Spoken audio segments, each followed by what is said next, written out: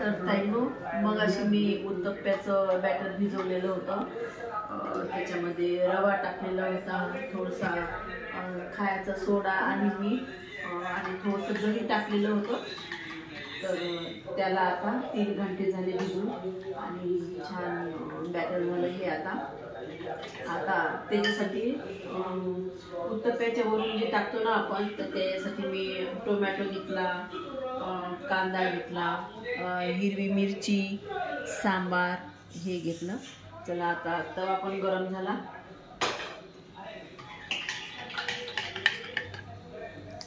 आणि तवा पण गरम झाला. तव्यावर आता तेल टाकते.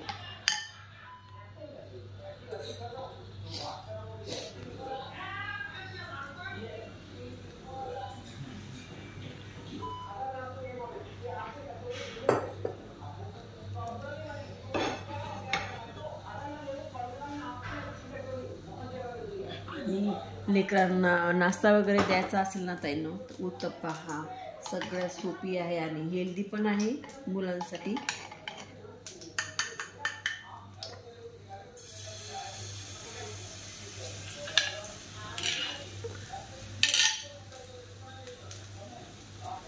आणि हा थोडा स्प्रेड करते मी तव्यावर.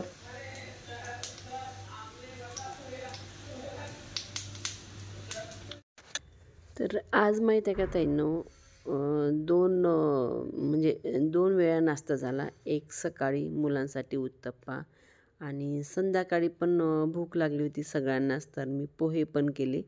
तर म्हटलं चला आपली उत्तप्प्याची आणि पोहेची रेसिपी आपण सगळ्या माझ्या ताईंना दाखवते. मी कशाप्रकारे पोहे करते.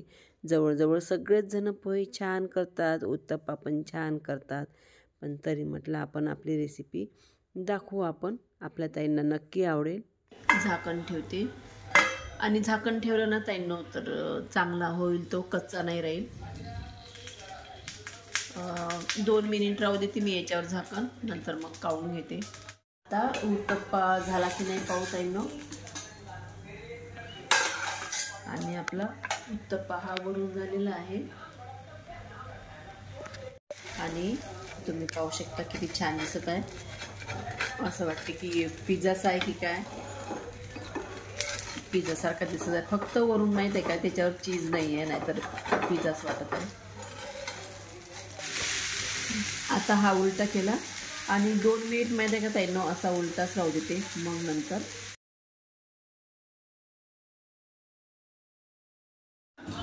तर ताईंनो हे बघा, आपण पाहू शकता उत्तप्पा पाहू शकता आम्ही किती छान उत्तप्पा केलेला आहे हा.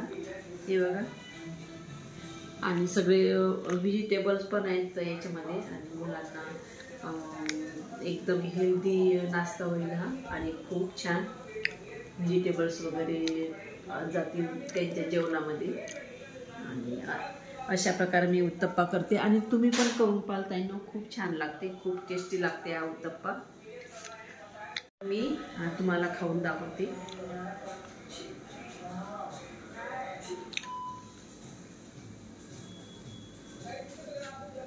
एक नंबर उत्तप्पा झाला ताईंनो. आणि खरोखर हा जो उत्तप्पा ना असा करून पहा, आपल्या मुलांना पण आवडेल. आणि म्हणजे उत्तप्प्याची रेसिपी कशी वाटली तुम्हाला, आवडली असेल तर नक्की घरी करून पहा. मला सबस्क्राईब कराल ताईंनो, लाईक कराल, शेअर कराल ताईंनो. धन्यवाद. तर ताईंनो आता वाजलेले आहे संध्याकाळचे 6 आणि कधी कधी माहीत आहे का संध्याकाळचा नाश्ता करावा असं वाटते, कधी कधी भूक लागते. तर मग आता मी करत आहे पोहे, म्हणजे संध्याकाळचा नाश्ता म्हटलं तरी चालेल. आता करत आहे मी पोहे छान.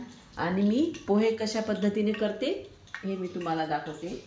आणि पोह्यासाठी लागणारं सामान, एक बारीक कांदा चिरला मी, मिरची घेतली, 4 मिरच्या घेतल्या, सांबार घेतला वरून टाकायसाठी, शेंगदाणे, कढीपत्ता आणि निंबू वरून टाकायला.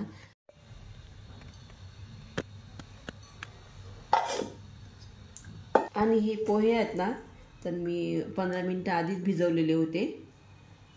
हे बघा एकदम मऊ झाले. आता मी हे शेंगदाणे टाकते याच्यामध्ये.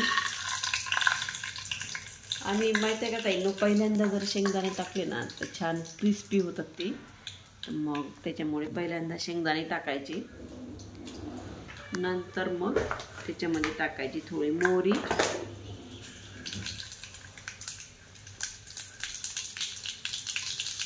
नंतर मग कढीपत्ता.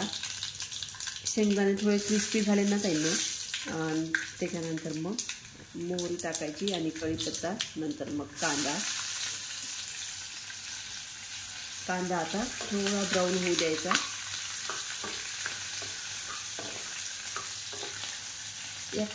आपण सुरुवातीलाच शेंगदाणे टाकले ना ताईंनो, छान क्रिस्पी होतात. आणि कांद्यामध्ये जर टाकले ना तर ते नरम होतात, त्याच्यामुळे मग खाताना पण असे नरम लागतात. आणि आधी टाकले ना खाताना छान लागतात शेंगदाणे. तर त्याच्यामुळे मग पहिल्यांदा शेंगदाणे टाकते मी, नंतर कांदे, नंतर मग त्याच्यामध्ये मिरची. ही माहीत आहे का, जाळी मिरची आहे, त्याच्यामुळे मग फिक्की आहे, त्याच्यामुळे जास्त टाकलेली आहे मी. मिरची पण चांगली होऊ देते.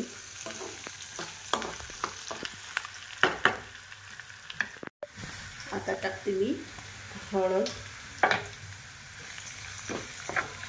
आणि मीठ पण याच्यामध्येच टाकून देते मी, चवीपुरतं मीठ.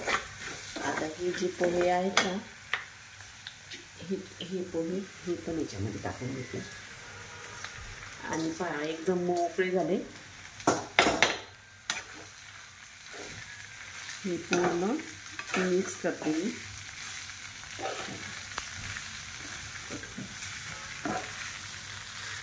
आता तुम्ही पाहू शकता पोह्याचा कलर किती छान दिसत आहे. आता वरून थोडीशी साखर टाकते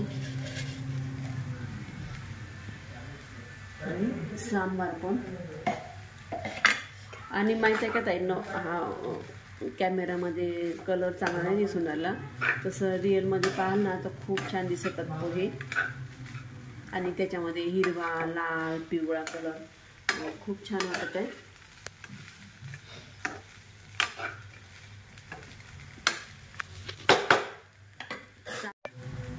तर याच्यामध्ये निंबू पण घेते टाकून, साखर पण टाकली ताईंनो, निंबू पण टाकली. आता याला एक वाफ देते मी 2 मिनिटासाठी.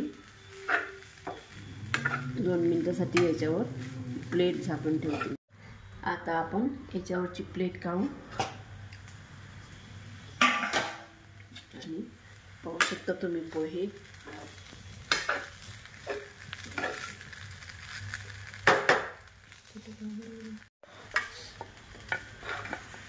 चला आपण आता प्लेटमध्ये पोहे काढून घेऊ. आता